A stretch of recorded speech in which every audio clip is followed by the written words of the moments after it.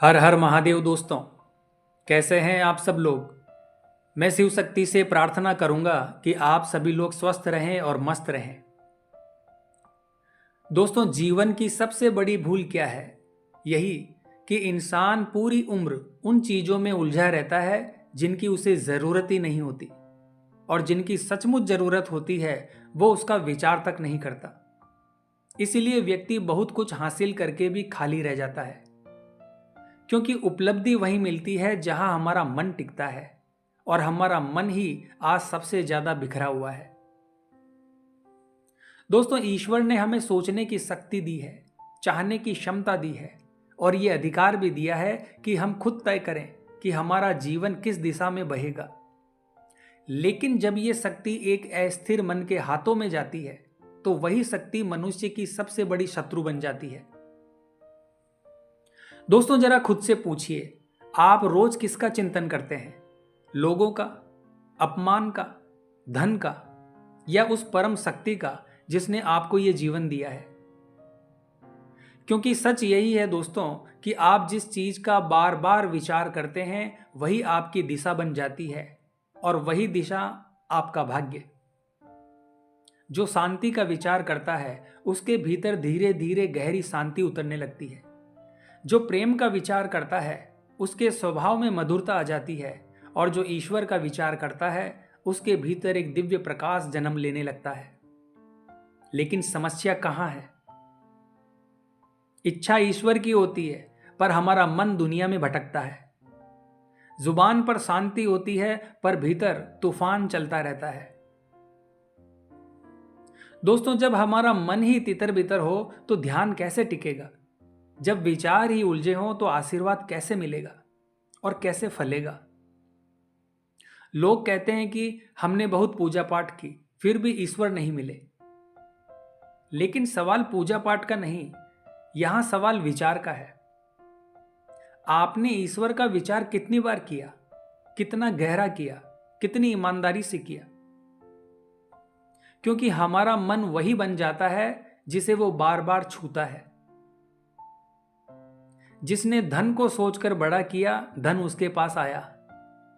जिसने अपमान को पकड़े रखा उसका जीवन अपमान से भर गया, और जिसने ईश्वर को स्मरण किया उसके भीतर ईश्वर का प्रकाश उतर आया। दोस्तों, हमारे विचार बीज हैं और जीवन उसी बीज का वृक्ष है। पर मुश्किल यह है कि आज मनुष्य का मन विचारों का कब्रिस्तान बन गया है। इतने अनावश्यक, इतने बिखरे हुए कि कि भीतर ईश्वर के लिए जगह ही नहीं बची। और जब मन से ईश्वर का स्मरण हट जाता है तो मनुष्य दुनिया के भय, अपेक्षाओं और अशांति का कैदी बन जाता है। पर जिसने ईश्वर के विचार को पकड़ लिया वो हर डर से, हर चिंता से मुक्त हो जाता है, क्योंकि जहां ईश्वर है वहां किसी भी प्रकार का भय और डर नहीं रहता। दोस्तों, शास्त्र कहते हैं कि स्मरण ही सच्ची साधना है। जो याद करता है वही पाता है। ईश्वर दूर नहीं है, बस हमको मन की दिशा बदलनी है। दोस्तों, बहुत से लोग कहते हैं कि मुझे शांति चाहिए, लेकिन उन्होंने कभी शांति को भीतर उतारने की कोशिश ही नहीं की। शांति चाहने से नहीं मिलती, शांति विचारों के ठहरने से मिलती है। अगर तुमने हर दिन सिर्फ कुछ क्षण भी ईश्वर का स्मरण किया तो तुम्हारे भीतर का पूरा वातावरण बदलना शुरू हो जाता है। चेहरा बदल जाता है, वाणी बदल जाती है, चाल चलन बदल जाता है। क्योंकि विचार मन को शुद्ध करते हैं, और शुद्ध मन ही ईश्वर का वास्तविक मंदिर है। लेकिन दोस्तों, ये मार्ग सरल नहीं है, क्योंकि जैसे ही तुम ईश्वर का चिंतन शुरू करते हो तुम्हारा मन विद्रोह करता है। मन कहता है, उनका क्यों सोचें जिन्हें देखा ही नहीं, क्यों ना दुनिया की बातों में खो जाएं। क्योंकि मन जानता है अगर तुम ईश्वर में रम गए तो मन को राजगद्दी छोड़कर सेवक बनना पड़ेगा, और यह उसे बिल्कुल भी पसंद नहीं। इसीलिए वो तुम्हें बार बार बहकाएगा, कभी मोह माया में, कभी डर में, कभी गुस्से में।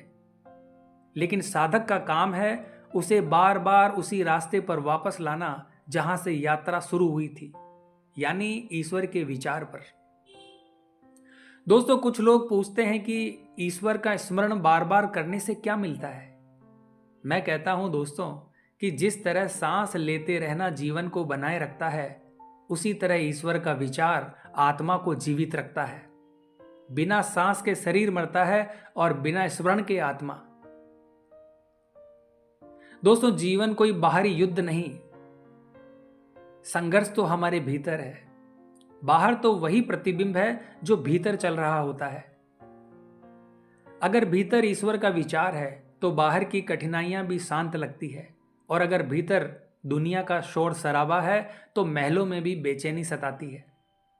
इसीलिए ईश्वर का स्मरण करना कोई धार्मिक कर्मकांड नहीं, अपने मूल में लौट जाने की यात्रा है। अब सवाल ये उठता है दोस्तों कि क्या सिर्फ विचार से ईश्वर मिल जाते हैं? बिल्कुल नहीं, लेकिन विचार ही वो पहला द्वार है जो आगे से सारे अनुभवों के रास्ते खोलता है। आपने देखा होगा दोस्तों, धन का विचार करने वाला व्यक्ति धीरे धीरे धनवान जैसा व्यवहार करने लगता है। क्रोध का विचार करने वाला आंखों में आग भर लेता है, और जो ईश्वर का चिंतन करता है उसकी दृष्टि में करुणा उतर आती है, क्योंकि उसका विचार साधारण नहीं रहता, दिव्यता का वाहक बन जाता है। लेकिन याद रखिए दोस्तों, ईश्वर का स्मरण केवल नाम जप नहीं है, ये आचरण में उतरना है। अगर किसी का दिल दुखाकर आप ईश्वर का नाम ले रहे हैं तो वो स्मरण नहीं, एक छलावा है। सच्चा विचार वही है जो आपके व्यवहार को बदल दे। जब आपकी वाणी मधुर होने लगे, आपके कर्म करुणामय हो जाएं, अहंकार पिघलने लगे, तब समझ लीजिए ईश्वर आपके भीतर काम कर रहे हैं।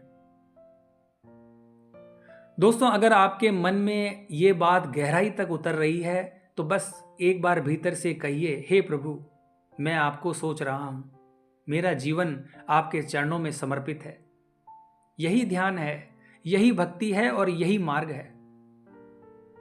और जब विचार सच्चा होता है तो ईश्वर का उत्तर भी आता है, कभी शांति बनकर, कभी संयोग बनकर, कभी किसी अनजानी सहायता के रूप में। दोस्तों, मनुष्य वही बनता है जिसका वो निरंतर विचार करता है। अगर आप दुख का विचार करेंगे तो दुख आपका घर बन जाएगा। अगर आप भय का विचार करेंगे तो भय आपका स्वामी बन जाएगा। और अगर आप ईश्वर का विचार करेंगे तो ईश्वर आपके मार्गदर्शक बन जाएंगे। अब स्वयं से पूछिए दोस्तों, आप रोज क्या सोचते हैं, दुनिया या ईश्वर? क्योंकि दिशा गलत हो तो गति व्यर्थ है। तो चलिए दोस्तों, आज से सिर्फ एक छोटा सा संकल्प लें, हर दिन कुछ क्षण ईश्वर के विचार में बिताने का। दोस्तों, वो समय नहीं चाहते, वो आपका ध्यान चाहते हैं। जब आप उन्हें सोचते हैं तो वो आपके पास आ जाते हैं। जब आप भूल जाते हैं तो वो दूर नहीं जाते, बस मौन हो जाते हैं और प्रतीक्षा करते हैं कि आप फिर एक बार उन्हें स्मरण करें। क्योंकि जो बार बार सोचा जाता है वही जीवन बनकर सामने आता है। तो आज की वीडियो में बस इतना ही दोस्तों। मिलते हैं फिर इसी प्रकार की अगली वीडियो के माध्यम से। जय मां अम्बे, जय श्री कल्याण।